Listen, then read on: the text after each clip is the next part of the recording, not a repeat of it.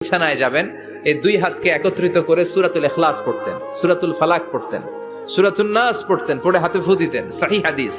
ফু দিয়ে এই ফু দেওয়া হাতটা সারা দেহের মধ্যে ইয়াবদাউ বিহিমা রাসাহু, মাথা থেকে শুরু করে পা পর্যন্ত এভাবে মেসেজ করে দিতেন, মালিশ করে দিতেন। সুবহানাল্লাহ পড়েন।